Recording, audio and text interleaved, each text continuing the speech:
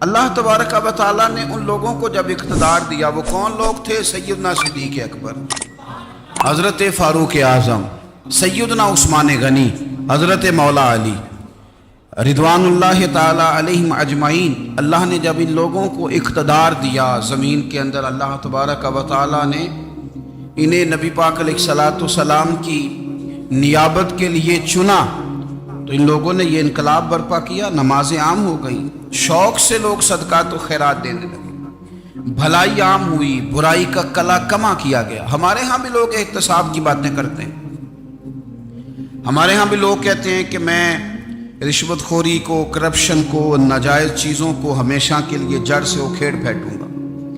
لوگ دوسروں سے مطالبہ کرتے ہیں کہ یہ سارے کام جائز کریں، لیکن خود اس پر عمل کرنے کو تیار نہیں ہوتے۔ یاد رکھ لیں کہ یہ جو احتساب ہے یہ انسان کی اپنی ذات سے شروع ہوتا ہے۔ آپ جب نظام احتساب دنیا کے اندر مستحکم کرنا چاہتے ہیں تو اس میں پھر آپ کو اپنی ذات کو سامنے پیش کرنا پڑے گا۔ آج ہم بات کرنے جا رہے ہیں سیدنا فاروق اعظم رضی اللہ تعالیٰ عنہ۔ تو جناب عمر فاروق رضی اللہ تعالیٰ عنہ کا جو نظام احتساب ہے، انہوں نے اس کو گھر سے شروع کیا تھا، اپنے آپ سے اس کا آغاز فرمایا تھا۔ ہمارے ہاں یہ ہوتا ہے کہ جس بندے کے اکاؤنٹ میں اچھے خاصے پیسے ہیں، وہ بل جمع کرانے جائے تو اسے لائن میں نہیں لگنا پڑتا، مینیجر صاحب اسے آگے بلا لیتے، تو وہ بعد میں کیا کہہ رہا ہوتا ہے؟ کہتا دیکھو اللہ نے کتنی عزت دی ہے، مجھے لائن میں نہیں لگنا پڑا۔ بھائی لائن میں لگنا تو آپ کا یہ تھا کہ آپ سمجھتے کہ سارے مسلمان ہیں، مومنین ہیں، برابر ہیں، تو میں کسی کو تکلیف میں مبتلا نہ کروں۔ جب آپ آگے چلے گئے تھے تو آپ نے بہت سارے لوگوں کا حق مارا تھا، وہ لائن میں جو لگے ہوئے تھے ان کا وقت لمبا ہو گیا تھا۔ آپ نے تو اپنے آپ کو احتساب کے لیے پیش ہی نہیں کیا، بلکہ آپ نے کہہ دیا کہ جناب میرا تو رتبہ اعلیٰ ہے، لہذا یہ میرا حق بنتا تھا، مجھے تو استحکام ملنا چاہیے تھا۔ یہاں بہت سارے لوگوں نے اپنے حق میں چیزوں کو اور رنگ میں پیش کیا ہے۔ سیدنا فاروق اعظم رضی اللہ تعالیٰ عنہ نے اس نظام احتساب کو اپنے گھر سے شروع فرمایا۔ حضرت عمر فاروق رضی اللہ تعالیٰ عنہ اپنے بچوں سے فرمایا کرتے تھے کہ جب میں حکم لوگوں کو کروں گا نا، اپنی رعایا کو، مسلمانوں کو میں کوئی حکم دوں گا تو تمہیں پہلے اس پر عمل کرنا پڑے گا۔ آپ فرمایا کرتے تھے یاد رکھنا لوگ تمہیں اس طرح دیکھیں گے، لوگ اس طرح تمہیں دیکھیں گے جس طرح گوشت کھانے والا پرندہ گوشت کو دیکھا کرتا ہے۔ چیل گوشت کھاتی ہے تو کیا کبھی اس کو پیغام بھیجنا پڑا ہے کہ تو آجا یہاں گائے مر گئی ہے، بھینس مر گئی؟ خود بخود اس کی نظر ہوتی ہے، وہ پہنچ جاتی ہے۔ جناب عمر فرمانے لگے میرے گھر والوں، میرے بیٹوں، میری بیٹیوں، میری اہلیہ، لوگ تمہیں اس طرح دیکھیں گے جس طرح گوشت کھانے والے پرندے دیکھتے ہیں، لہذا میں جب کسی کو عمل کروں تو پہلے تمہیں اس پر عمل کرنا پڑے گا جب میں کسی کو حکم دوں۔ آپ فرمانے لگے یاد رکھنا اگر تم نے میرا حکم نہ مانا تو غیروں نے حکم نہ مانا تو انہیں ایک سزا ملے گی، اور اگر میرے گھر والوں نے نہ مانا تو ڈبل سزا ملے گی، تم پر ڈبل سختی کی جائے گی کہ تم نے میری بات کیوں نہیں مانی۔ یہ نظام احتساب ہے۔ ہم نہ دوسروں کے بچوں کا گلا کاٹ کے اپنے بچوں کی خوشیاں لینا چاہتے ہیں، ہم چاہتے ہیں کہ دوسروں کے بچوں کے حصوں کا مال میرے گھر میں آ جائے، آ جاتا ہے۔ کچھ لوگوں کی سیاست چل جاتی ہے، کچھ لوگوں کا فریب اور فراڈ کام کر جاتا ہے، لیکن وہ گھر روشن نہیں ہوتے۔ ان گھروں میں پیسہ ہوتا ہے پر قرار رخصت ہو جاتا ہے، ان گھروں میں آسانیاں اور وسعتیں تو آ جاتی ہیں لیکن ایک دوسرے کا احترام ختم ہو جاتا ہے۔ سیدنا فاروق اعظم رضی اللہ تعالیٰ عنہ کا یہ طریقہ تھا کہ وہ اپنے بچوں پر سختی کرتے۔ آپ ہمارے ملک میں یہ نظام ہے، موجودہ حکمران ہوں یا ان سے پچھلے، بچے سب کے ملک سے باہر رہتے ہیں، یہاں رہتے ہیں تو محلات میں، باہر جاتے ہیں تو بڑی بڑی آسائشوں میں۔ ان کے بچوں کے لیے قانون بھی الگ سے ہیں، قاعدے بھی الگ سے ہیں، اور ہمارے ملک کے اندر تو ایک باقاعدہ پروٹوکول کا سسٹم ہے، اس سسٹم سے گزر کر بڑے بڑے لوگ چلنا پسند کرتے ہیں۔ ہمارے زمانے میں بھی کچھ چیزیں سرکاری ہوتی ہیں خالص، لیکن عجیب نظام ہے نا، ہر چیز کا کرایہ بڑھ جاتا ہے، سرکاری دکان کا نہیں بڑھتا۔ باقی دکانیں 5-6 سال کے لیے ملتی ہیں، سرکاری دکان پہ آپ قبضہ کرنا چاہیں تو پورے 100 سال کے لیے مل جاتی ہیں، چونکہ یہ عام عوام کی پراپرٹی ہے تو اس کے ساتھ جو مرضی کو سلوک کرے۔ ایک سرکاری چراگاہ تھی جس کے اندر جانور چرا کرتے تھے، ہمارے ہاں بھی پنجاب میں کچھ جگہیں ہوتی ہیں تو ہم لوگ کہتے ہیں شام لاٹ ہے۔ سرکاری چراگاہ میں جانور چرا کرتے تھے۔ حضرت عمر فاروق رضی اللہ تعالیٰ عنہ کے صاحبزادے سیدنا عبداللہ ابن عمر رضی اللہ تعالیٰ عنہ نے بھی ایک اونٹ خرید لیا، تو سب لوگوں کے جانور سرکاری چراگاہ میں چرتے تھے، آپ نے بھی اپنا جانور وہاں چرنے کے لیے کھانے پینے کے لیے چھوڑ دیا۔ وہ جب اونٹ آیا تو پتلا تھا، کچھ دنوں کے بعد وہ فربا ہو گیا، طاقتور ہو گیا، موٹا تازہ ہو گیا۔ حضرت سیدنا عبداللہ ابن عمر رضی اللہ تعالیٰ عنہ نے بیچا تو وہ ڈبل قیمت سے بھی زیادہ کا بکا، کیونکہ پہلے دبلا پتلا تھا، اب موٹا تازہ فربا ہو گیا۔ حضرت سیدنا فاروق اعظم رضی اللہ تعالیٰ عنہ کو پتہ چلا تو بلایا، فرمایا پتر اونٹ بیچ دیا ہے؟ ابا جی بیچ دیا ہے۔ فرمایا کتنے کا خریدا تھا؟ اتنے کا۔ بیچا کتنے کا؟ ڈبل قیمت بتائی۔ فرمایا اس طرح کر کے اصل رکھ لے اور جو اوپر ملی ہے مجھے دے دے۔ حضور آپ نے کیا کرنی ہے؟ فرمایا میں سرکاری خزانے میں جمع کروں گا۔ حضور کیوں؟ فرمایا اس لیے کہ تیرا اونٹ سرکاری جگہ پہ چرا کرتا تھا، وہ گھاس سرکاری جگہ سے کھاتا تھا۔ حضور سب کے کھاتے۔ حضرت عبداللہ ابن عمر کہنے لگے سب کے کھاتے ہیں۔ آپ فرمانے لگے تو سب میں شامل نہیں ہے، تو امیر المومنین کا بیٹا ہے، تجھے میں یہ حق نہیں دے سکتا، تیرے اوپر تھوڑی سختی زیادہ کی جائے گی، تجھے یہ حق نہیں ملے گا۔ تو اپنے اونٹ کو چونکہ سرکاری چراگاہ میں چرایا کرتا تھا، لہذا تجھے وہ جو اصل رقم یہاں جمع کرانی پڑے گی۔ ہمارے تو بچے پہلی بات تو یہ ہے کہ بات ہی نہیں سنتے، یہ سب کے بچوں کی بات کر رہا ہوں، ٹیچر کے بچے ہوں، سیٹھ کے بچے ہوں، پیر کے بچے ہوں، امام صاحب کے بچے ہوں، کسی کے بچے ہوں، پہلے تو سنتے نہیں، اور اللہ خیر کرے اگر آپ کوئی سنانا چاہیں تو فوری طور پر وہ ہوم منسٹری کے پاس پہنچ جاتے ہیں، ان کی اماں ان کی وکیل بن جاتی، آپ کیا ہی کچھ نہیں سکتے، حالات رخ بدل جاتے۔ اس کا نقصان یہ ہوتا ہے کہ ان کو تراشا نہیں جا سکتا، ان کو ہیرے نہیں بنایا جا سکتا، ان کے اوپر کچھ ایسی میل کچیل چڑھ جاتی ہے جو بڑی عجیب و غریب ہوتی۔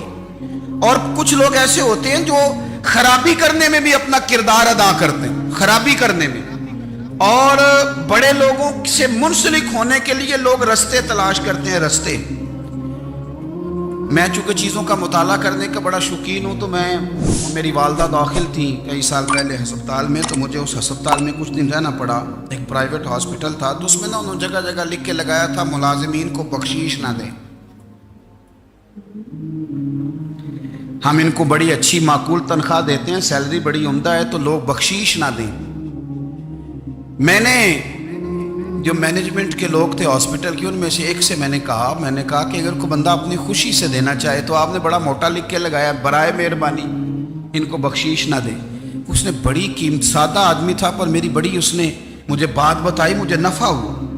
کہنے لگے مولوی صاحب جب کچھ امیر لوگ ہسپتال میں مریض لے کے آتے ہیں تو وہ صفائی والے کو پہلے ہی 500 روپیہ دکھا لیتے ہیں آتے ہی، پھر وہ جیسے آواز دیتے ہیں صفائی والے فٹافٹ اندر آتے ہیں، ان کا کمرہ صاف کرتے ہیں۔ تو سارے تو بیچارے اتنے مالدار نہیں ہوتے کہ آتے ہی پہلے کام والے کو 500 دیں۔ پھر نقصان کیا ہوتا ہے کہ یہ جن کی ذمہ داری ہے بہت ساری ڈیوٹیاں کرنے کی، یہ ڈیوٹی نہیں کرتے، یہ پلٹ کے ان کی طرف دیکھتے ہیں جن کے گھر سے سالن صحیح آتا ہے، ادھر ان کی توجہ زیادہ ہو جاتی ہے، جو نوٹ ان کو زیادہ دکھاتے ہیں، جو پھل لے کے آتے ہیں تو آدھا ان کو دیتے ہیں۔ تو ہم یہ کہتے ہیں یہ کام ہی نہ کرو، یہ اپنی تنخواہ پہ کام کریں تاکہ ہر آنے والے کا درد سمجھیں، ہر ایک کو یکساں یہ سروسز فراہم کریں۔ تو ہم یہ کام کرتے ہیں، ہم ایم پی اے کے اور کسی سے ہمارا تعلق نہ بنے تو ہم جناب اس کے ڈرائیور سے ہی تعلق بنا لیتے ہیں، ہم وہ جو آپریٹ کرنے والا ہوتا ہے ٹیلی فون اسی سے بڑا تعلق بناتے ہیں، اس کو مٹھائی کا ڈبہ جلدی پہنچا دیتے ہیں۔ تو اسی طرح سے بڑے لوگوں کی اولادوں کو بگاڑا جاتا ہے۔ حضرت عاصم بن عمر رضی اللہ تعالیٰ عنہ، یہ سیدنا فاروق اعظم کے بیٹے تھے، مصر گئے تو لوگوں کو پتہ چلا حضرت عمر کے بیٹے آئے، لوگوں نے تحفے دیے، بڑی بڑی چیزیں آپ کو دی، حضرت عمر کا بیٹا آیا، بڑے گفٹ دیے۔ تو صاحبزادے واپس آئے تو ان کے پاس بڑے تحائف تھے۔ سیدنا عمر فاروق رضی اللہ تعالیٰ عنہ نے دیکھا تو فرمایا ادھر لانا تحفے، कहा अब्बा जी लोगों ने मुझे दिए हैं। फरमाया तूने क्यों बताया था कि मैं अमीरुल मोमिनीन का बेटा हूं? कहा हुजूर उनको वैसे ही पता चल गया। फरमाने लगे पुत्र ये तोहफे तुम्हें इसलिए मिले हैं कि तुम अमीर के बेटे हो, ये तोहफे तुम्हारा हक नहीं, क्योंकि तुम्हें इस कुर्सी की वजह से मिले हैं और ये कुर्सी मुसलमानों की है, लिहाजा ये हक भी मुसलमानों का ही है। ये ला सारे माले गनीमत में जमा किए जाएंगे। आप अपने घर से जब एहतसाब शुरू करते हैं, अपने घर से, और ये याद रखें ये जो लोग आते हैं आपके बच्चों को नवाजने के लिए, ये उन्हें खराब करते हैं, बिगाड़ पैदा करते हैं, ये अजीबो गरीब सी चीजों में मुब्तला कर देते हैं, बच्चों का नुकसान होता है कल कला। फिर जो शापर अच्छा लेके आए पीर साहब के बच्चे जरा उससे प्यार से मिलते हैं, नुकसान हो जाता है, ये दस्ते नगर हो जाते हैं, ये लोगों की तरफ जीते हैं, दूसरों पे डिपेंड करने लगते हैं। हजरत अबू मूसा अशअरी रज़ी अल्लाह ताला अन्हु ने पहले तो एक कलीन बड़ा सोना था, तो आपने हजरत उमर के घर भेज दिया कि चलो उनके घर में उनकी अहलिया बिछा लेंगी, कहीं से तोहफा आया। फिर वो जिस कमरे में माले गनीमत और खजाना रखा जाता था उसकी सफाई कर रहे थे तो एक दिनार मिल गया, तो वो दिनार बच्चे सारे जा रहे थे, तो उनमें से हजरत उमर के एक बेटे को छोटे को बुलाया और बुला के कहा पुत्र ये दिनार ले लो। हजरत उमर ने देखा कि बेटे के हाथ में दिनार भी है और घर में कालीन भी है। एक मौके पे वो कालीन गया, एक मौके पर बच्चे को एक दिनार दिया। तो हजरत उमर अपनी अहलिया से पूछने लगे ये कहाँ से आया कालीन? का जनाब अबू मूसा अशअरी रज़ी अल्लाह ताला अन्हु ने भेजा है। बेटे से पूछा दिनार कहाँ से आया? कहा मुझे उन्होंने ही दिया है। आपने वो दिनार भी लिया और कालीन भी लिया और उसको लपेटा और जनाब अबू मूसा अशअरी को बुलाया और इतने सख्त नाराज थे, फरमाने लगे अबू मूसा अशअरी से कहना मेरे पास पैदल आए, घोड़े पे ना आए। और जब आए हजरत अबू मूसा अशअरी तो जनाब उमर इतने नाराज हुए कि वो कालीन लपेट के तो उनके सर पे मार दिया। फरमाने लगे पकड़ो अपना दिनार, तुम्हें पूरे मदीने में मेरे बेटे के अलावा कोई और नहीं मिले था जिसे तुम खराब कर सको, मेरा पुत्र ही मिला था बिगाड़ने के, किसने इजाजत दी तुम मेरे बेटे को दिनार दो? क्यों लाए तुम मेरे घर में कालीन? हजरत उमर फारूक रज़ी अल्लाह ताला अन्हु फरमाने लगे मैं जमीन पे सोने का आदी हूं, जमीन चटियल भी हो तो रब का बंदा बन के सोता हूं तो अल्लाह मुझे आराम और सुकून की नींद अता फरमा देता है। मुझे तुम्हारे मखमलों की और कालीनों की जरूरत नहीं है।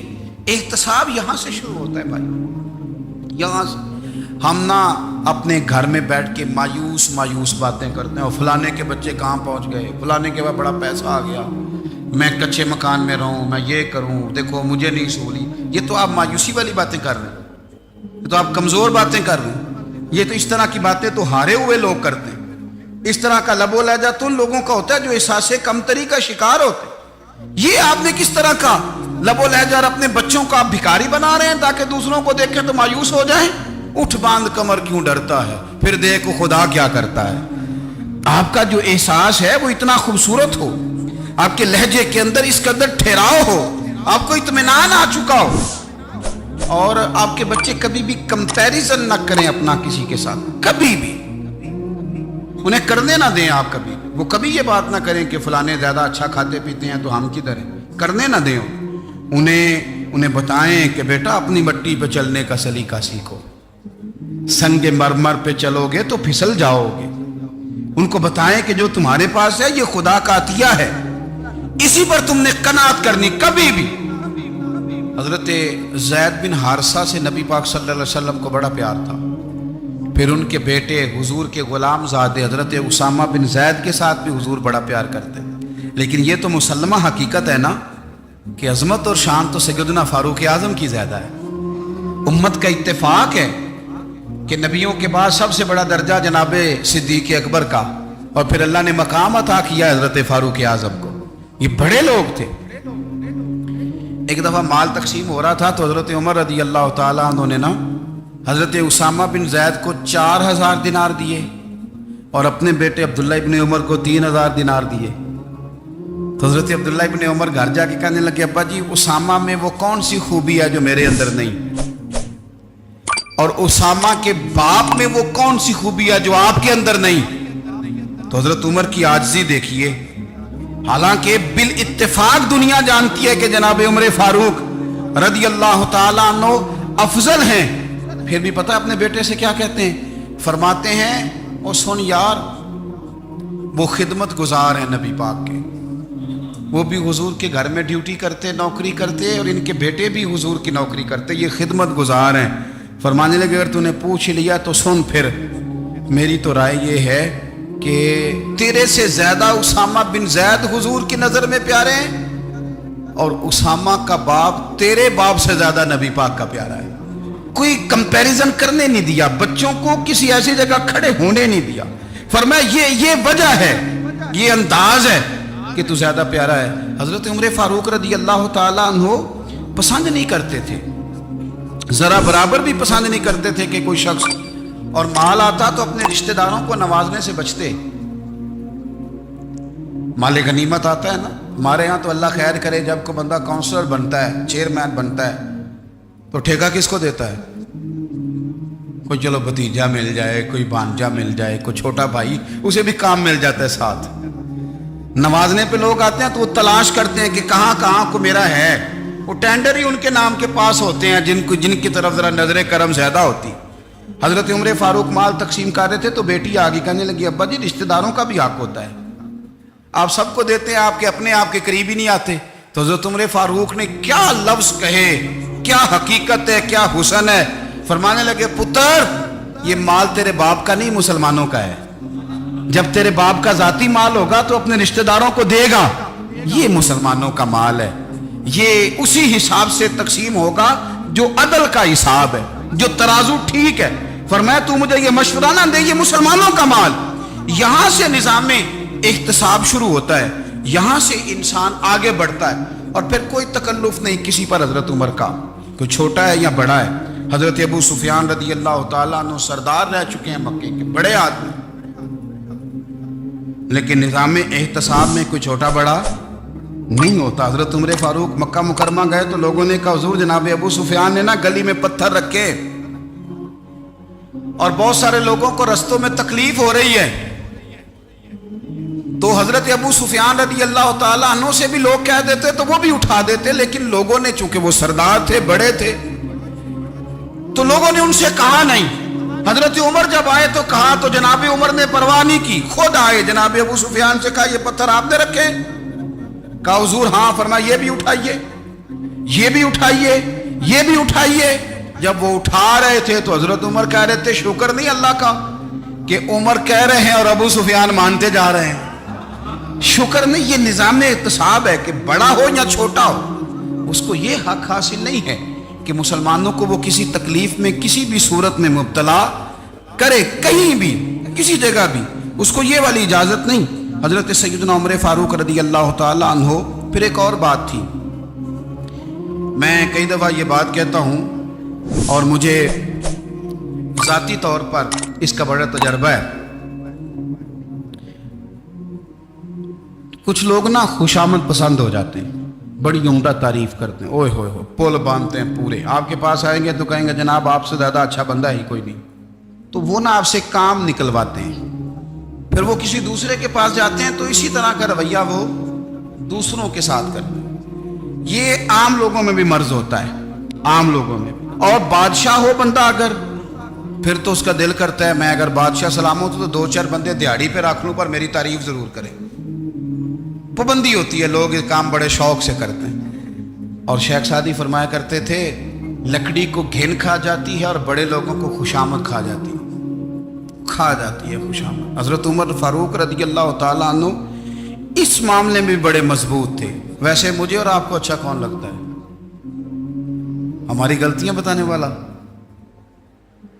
हमारे ऐसा फरमाया करते थे अपने दुश्मनों की बातों पर भी गौर रखो, तुम्हारे दुश्मन तुम्हें निखार देते हैं, तुम्हारे अंदर जो कोताहियां होती हैं वो तुम्हें पता चल जाती हैं कि यहाँ यहाँ यहाँ यहाँ मेरी इस्लाह हो रही, उन पर गौर करो वो क्या कहते हैं। हजरत उमर फारूक की तारीफ की एक बंदे ने, कमाल तारीफ की। उसका ख्याल था कि रिजल्ट बड़ा शानदार आएगा, बादशाह की तारीफ होती थी तो फिर थैली जाती थी अशरफियों की, कमाल रिजल्ट आएगा। तो हजरत उमर जब वो पूरी कर चुका ना बात तो फरमाने लगे तू खुद भी हलाक हुआ और मुझे भी हलाक ही कर दिया।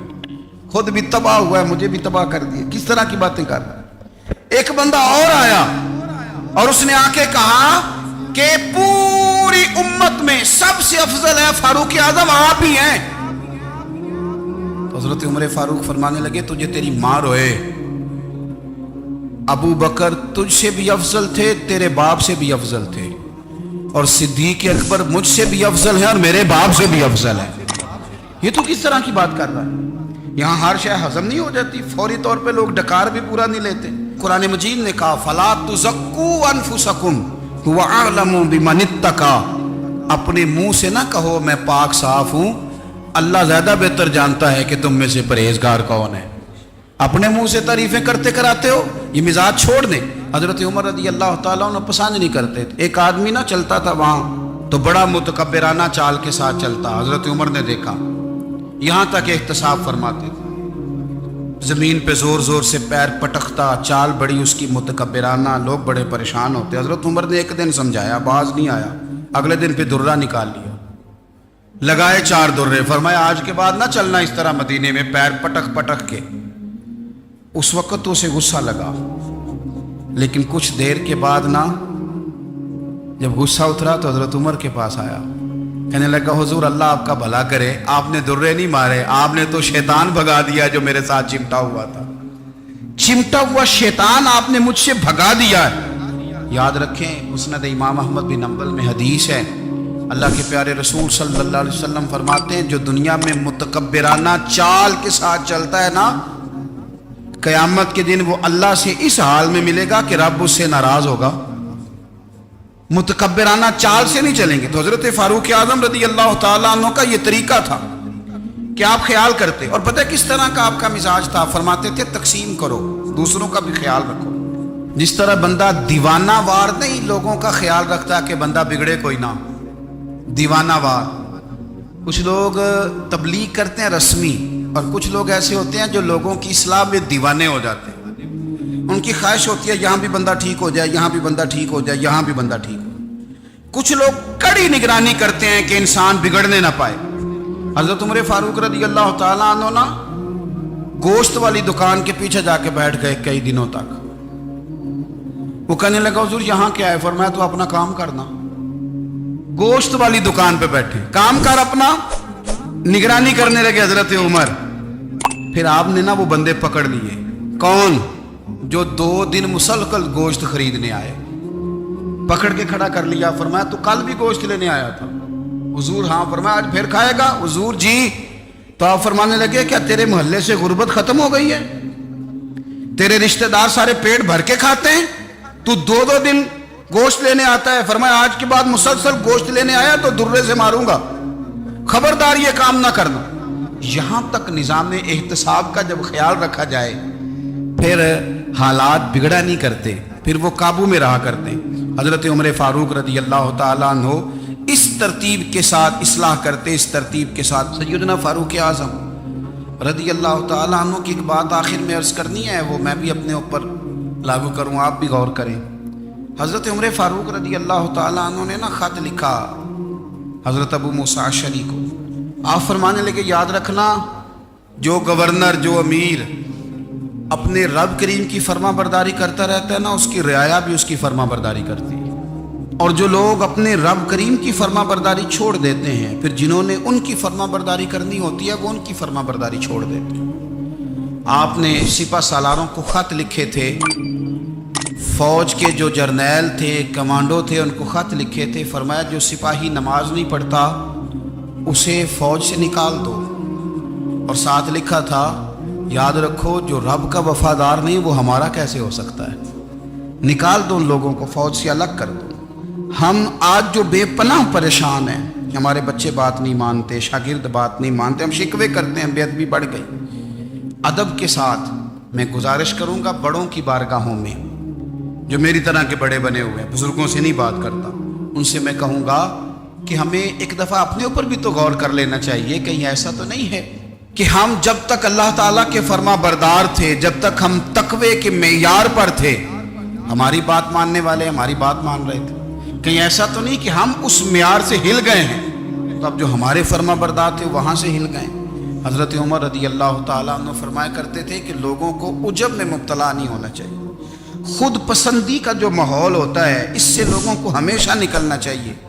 حضرت عمر کے ایک صاحبزادے نے کنگھی کر لی، اچھا لباس پہن لیا تو درہ مارا جناب عمر نے، تو آپ کی بیٹی کہنے لگی ابا جی یہ تو بالکل جائز ہے، اچھے کپڑے پہننا، اچھا لباس پہننا اور سر میں کنگھی کر لینا، اس پر درہ کیوں مار دیا؟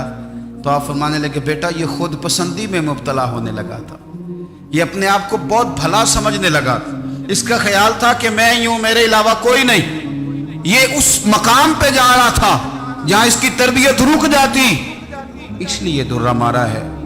ایک دفعہ حکومتی معاملات کے اندر آپ کی اہلیہ نے مشورہ دینا چاہا، بڑے کام بیویاں نہیں کرتی، بڑے بڑے معاملات میں مداخلت نہیں کرتی۔ ہمارے بر صغیر میں وہ بادشاہ نہیں گزرا کہ جو فیصلہ کرتا تھا تو کرسی پہ بیٹھ جاتا تھا اور پردے کے پیچھے اس کی بیوی بیٹھ جاتی تھی، اور جب وہ فیصلہ سنانے لگتا تو یوں گردن پیچھے کرتا اور اہلیہ جو کہتی وہ فیصلہ سنا دیتا۔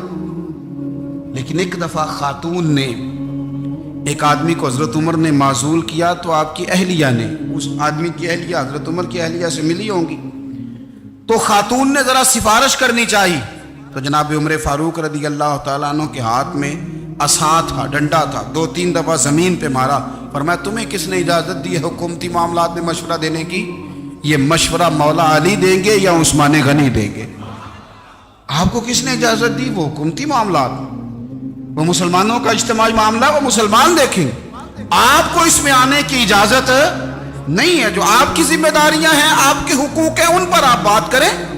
تو بھائی نظام میں احتساب اپنی ذات سے شروع کریں۔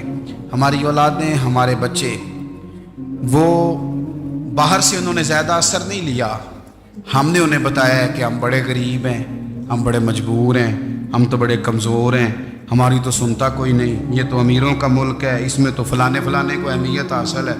ان باتوں نے ہمارے بچوں کو کمزور کیا ہے، ان باتوں نے ہمارے بچوں کے دلوں میں احساس کمزوری پیدا کیا ہے۔ آپ ان کو جینا سکھائیں، آپ ان لوگوں کو بتلائیں کہ رب کریم نے جو تمہارے لیے بہتر سمجھا وہ تمہیں اپنے فضل سے بڑا عطا فرمایا ہے۔ آپ ان کو ان کے مقام پر رہ کر خوددار اور قناعت پسند ہونا سکھائیں، آپ یقین کریں گھر امن والا بن جائے گا۔ بچے اگر بھنا ہوا گوشت کھا رہے ہوں اور پھر بھی لاڑی رہے ہوں کہ مسالہ میری مرضی کا نہیں، سٹائل میری مرضی کا نہیں، ٹیسٹ میری مرضی کا نہیں، یہ والا گوشت میں نے نہیں کھانا، یہ اس طرح کر کے بھنا ہوتا تو پھر میں نے کھانا تھا، وہ زیادہ خوفناک صورتحال ہو جاتی ہے۔